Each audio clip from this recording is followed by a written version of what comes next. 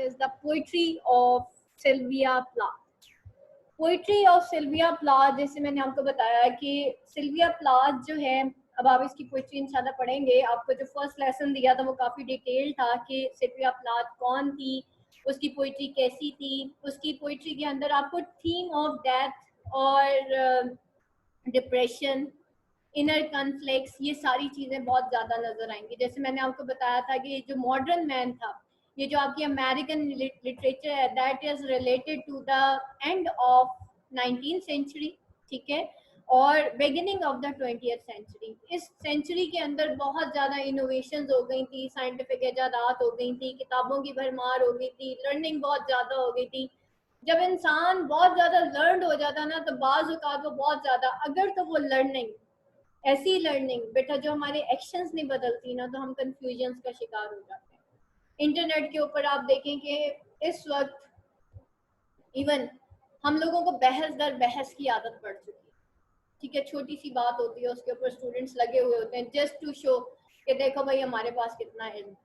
हालांकि उस बहस का एंड कुछ नहीं होता, ना तो उसके अंदर कुछ लर्निंग हो रही होती है ना कुछ और। बस ये होता है कि एक ने कुछ कोई चीज़ शेयर किया, उसके बाद बहस दर बहस शुरू हो जाती है और मानने को कोई तैयार नहीं होता कि किसका व्यू पॉइंट सही है और किसका गलत है। अच्छा, रही बात सिल्विया प्लाथ की तरफ चलते हैं। अब हम सिल्विया प्लाथ और उसका दौर 19th end of 19th century and beginning of the 20th century. इंसान मेंटल कॉन्फ्लिक्ट्स का शिकार हो गया, उसके रिलेशंस के अंदर बहुत ज़्यादा तनाव देखा गया, क्योंकि रिलेशंस के दरमियान जो है लोगों के पास अब वक्त नहीं है एक दूसरे के लिए जो है वक्त गुजारने का, और ये सारी चीज़ें। और इन सारी चीज़ों में फिर हम आगे चलते हैं, और ये है दैट इज बेसिकली कि सिल्विया प्लाथ की पोइट्री के अंदर भी हम देखेंगे कि उसके रिलेशंस कैसे थे, रादर देन उसके फादर के साथ कैसा था, उसके घर वालों के साथ कैसा था, उसके बच्चों के साथ उसका रिलेशन, एंड फाइनली उसकी डिप्रेशन, उसकी इनर फीलिंग्स, ये सारी चीज़ें हम सिल्विया प्लाथ की पोइट्री में देखेंगे। सिल्विया प्लाथ की पोइट्री को हाईली कन्फेशनल पोइट्री कहा जाता है, यानी कि एक ऐसी पोइट्री जिसके अंदर जो है उसकी बियोग्राफी बहुत ज़्यादा है, ऑटोबियोग्राफी बहुत ज़्यादा, उसकी पर्सनल लाइफ रिलेटेड इश्यूज जो हैं वो बहुत ज़्यादा दिखाए गए हैं। यहाँ तक कि जो उसकी आखिरी पोएम थी जिसका नाम एरियल था, और उसके अंदर उसमें उस एरियल में उसने एक घोड़ा दिखाया था जिसके जो कि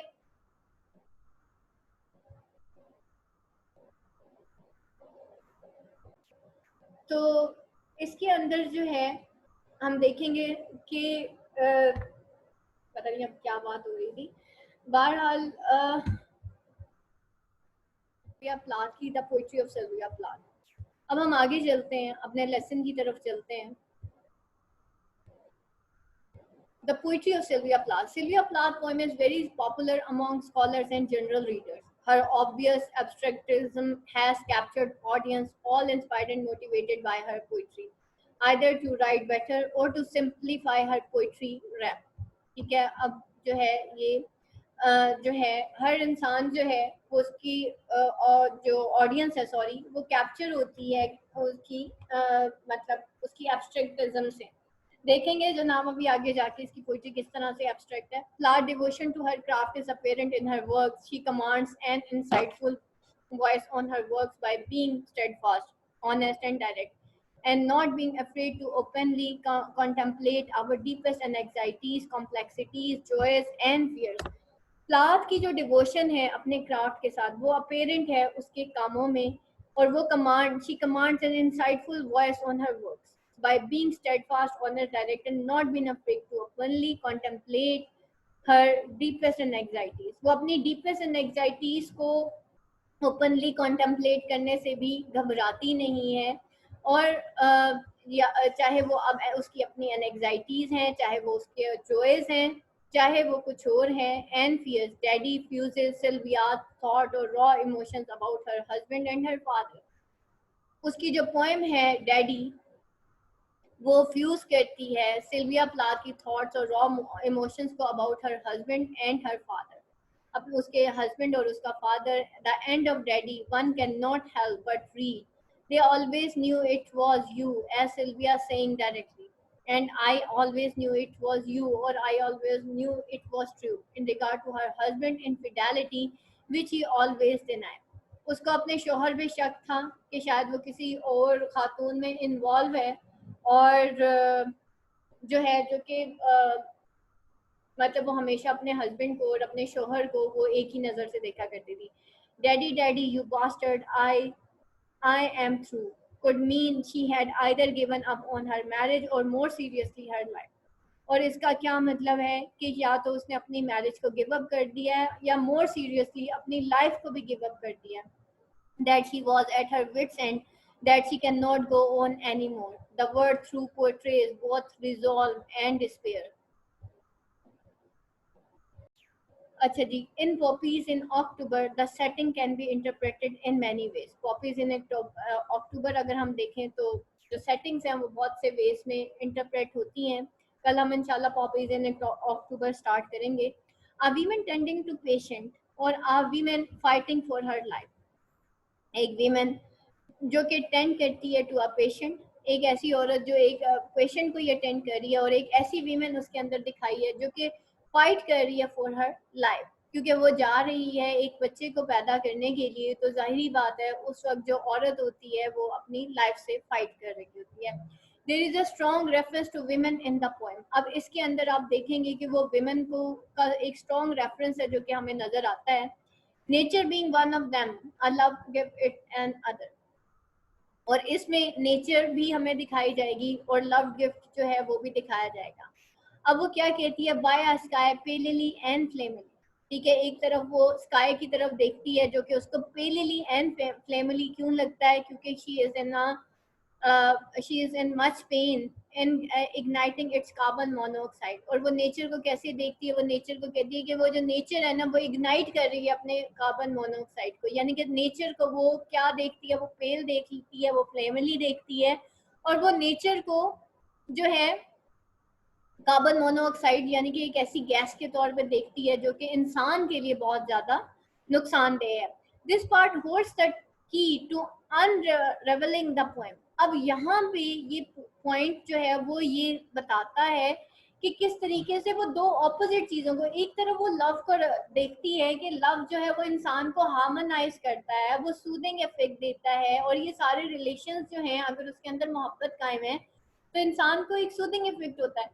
लेकिन on the other hand she always sees nature red in tooth and claw. वो कहती है नेचर जो है ना वो इंसान की दुश्मन है. This part holds the key to unrevolving the poem. Carbon monoxide is pollution caused by automobile. अब वो उसकी इर्द गिर्द की सोसाइटी है जिसको वो कार्बन मोनोऑक्साइड कहती है, जो कि caused by automobiles. Automobiles कौन है, इंसान यूज करते हैं. Plath mention of carbon monoxide could mean she was referring to the poisons or toxins in either her life or society. Plath जो है वो मेंशन करता है उसका जो ये कार्बन मोनोऑक्साइड जो वो बयान करती है could mean she was referring to poisons or toxins in her life or society. उसकी लाइफ और सोसाइटी के अंदर जो टॉक्सिन्स हैं, जो पॉइजन्स हैं, वो उसकी बात करती है, जो कि कार्बन मोनोऑक्साइड और नेच बाय स्काई पेलिली. स्काई जो कि बहुत खूबसूरत है, but now that is palely flamily igniting its carbon monoxide. That is the pollution जो कि उसके इर्द गिर्द है. That is the corruption in society. That is the nature जिसके कुछ हार्मोनियस इफेक्ट्स हैं, सॉरी हार्मफुल इफेक्ट्स हैं, नॉट हार्मोनियस. और ऑन द अदर हैंड वो क्या करती है, उसको जक्सटापोज करती है किसके साथ, लव के साथ. then she was in midst of some form of negativity. फिर वो जो है in mid of some negative की form में है, यानी कि she is somehow उसका वो she was prone towards the negativity, यानी कि उसकी फिर भी उसके ऊपर डिप्रेशन और नेगेटिविटी हमेशा हावी रहती थी. Lady Lazarus is about the death and her love-hate relationship with it. The narrator seemed to grow stronger. आप अगर सिल्विया प्लाथ की पोएम्स देखेंगे उसके अंदर आप देखेंगे कि हेट और जो है डेथ ये बहुत ज़्यादा दिखाया जाएगा. लव, हेट, डेथ और इस तरह की चीज़ें आपको बहुत ज़्यादा देखने को मिलेंगी. स्पेशली जो डेथ है वो बहुत ज़्यादा है.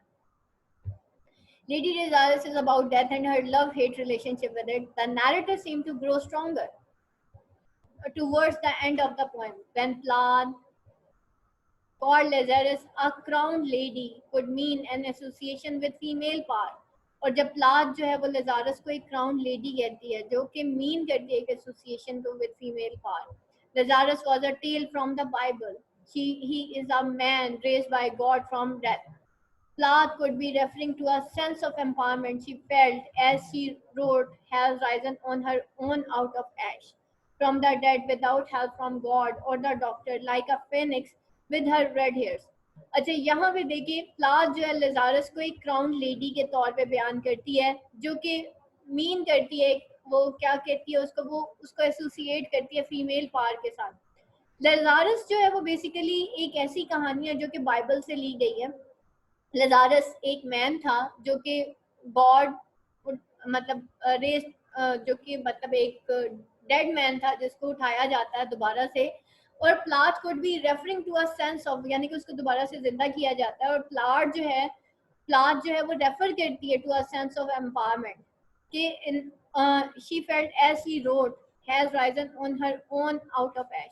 जब वो अपने आप को खुद से आउट ऑफ एश जो है वो राइज करती है from the death without help from God और डॉक्टर, और विदाउट हेल्प फ्रॉम गॉड वो खुदा की हेल्प या डॉक्टर की हेल्प के बगैर जो है वो डेड यानी कि अपने आप को या खवातीन को उन एशेस में से निकालती है like a finish with red hair.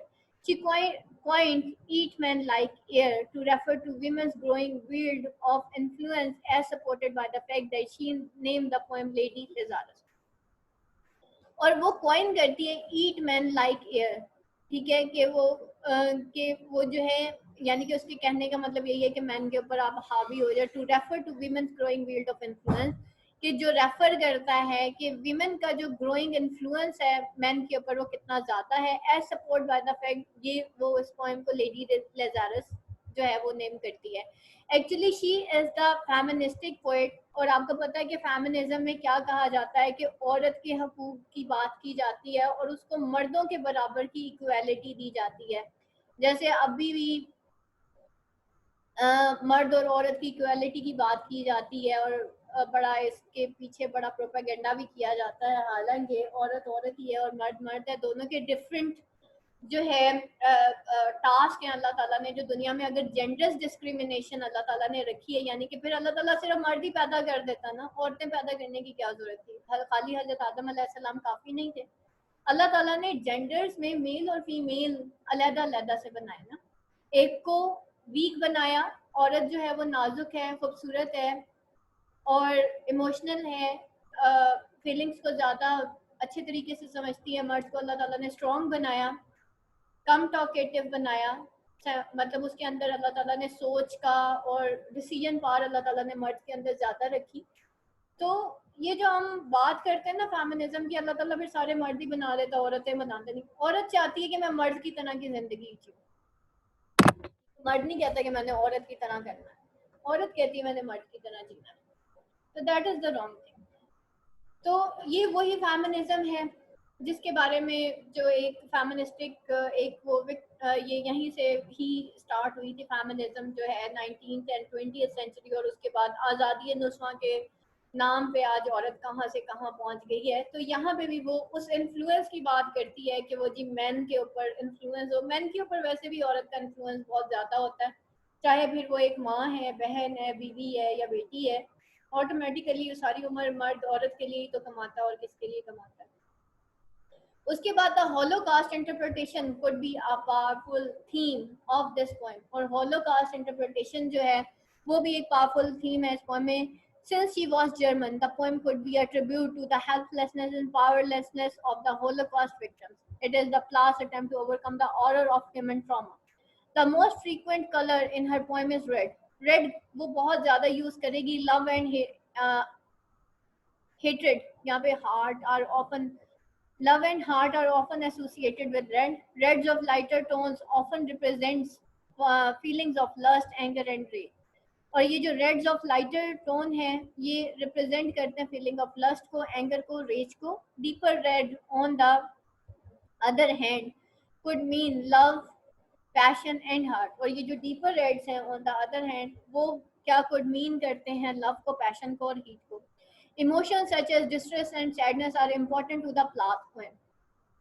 Emotions जैसे कि डिस्ट्रेस है, सैडनेस, ये प्लाथ की पोएम में आपको बहुत ज्यादा नजर आएगा. Most of the poem revolve around this emotions which everybody can relate to. और ये मोस्ट ऑफ हर पोएम्स जो है वो रिवॉल्व अराउंड करते हैं इमोशंस के गिर्द विच एवरीबॉडी कैन रिलेट टू, जो कि हम हर इंसान से रिलेट कर सकते हैं. डिस्ट्रेस और सैडनेस में एक और चीज आपको बताती चलूं, मर्द के मुकाबले में औरत के ऊपर ज्यादा होती है. उसकी मेन रीजन ये है कि औरत जो है ना वो इमोशनल ज्यादा होती है, हसास होती है, नाजुक होती है, उस पर तमाम वाकयात हर चीज ज्यादा असर करती है एज कम्पेयर टू मेल. तो दैट्स वाई ये डिस्ट्रेसेस और सैडनेस जो है फीमेल्स के अंदर ज्यादा होते हैं. दूसरी चीज एक और भी रीजन है कि फीमेल्स के अंदर जो है ना, एक जो साइंटिफिक रीजन जो मेन बताई जाती है कि उनके अंदर हार्मोनल चेंजेस जो होते हैं ना वो मर्दों के मुकाबले में 70% ज्यादा होते हैं. इसलिए उनके चेंजिंग ऑफ मूड्स भी बहुत ज्यादा होते हैं, डिस्ट्रेसेस भी ज्यादा होते हैं, अचानक से वो डिस्ट्रेस में चली जाती हैं, अचानक से घबरा जाती हैं. तो ये सारी चीजें बहुत ज्यादा हैं. और फिर अल्लाह ताला ने, जाहिर बात है, उसके साथ जो अल्लाह ताला ने उसका पेयर बनाया होता है, उसका हस्बैंड बनाया होता है, या फादर है या भाई है, घर के अंदर जो भी है, उनके भी कुछ फंक्शंस अल्लाह ताला ने क्रिएट किए हैं. लेकिन क्या है, ये तो अब मटेरियलिस्टिक वर्ल्ड है ना. ना तो मर्दों के पास औरतों के लिए टाइम है, घर के मर्दों की बात कर रही हूँ, और ना ही औरतों के पास मर्दों के लिए टाइम रह गया है. औरतें हैं तो वो व्हाट्सएप और फेसबुक पर लग गई हैं, और मर्द हजरात हैं तो वो भी यूट्यूब चैनल और न्यूज़ में लगे रहते हैं. उनको पता ही कोई नहीं है कि हाँ जी घर में बच्चे भी हैं. तो हर कोई अपनी अपनी ड्यूटी एक्चुअली इस वक्त भूल गया. रिस्पॉन्सिबिलिटी जब हम भूल जाते हैं तो एक्चुअली फिर हमारे रिश्तों में क्लैशेस आते हैं. मैंने बहुत सारे ऐसे टॉपर्स बच्चे देखे हैं, मैक्सिमम टॉपर्स, उनको उनके फादर्स पढ़ाते हैं, उनको उनके फादर्स पढ़ाते हैं. वो बच्चे ट्यूशंस नहीं जाते लेकिन उनको उनके फादर्स पढ़ाते हैं.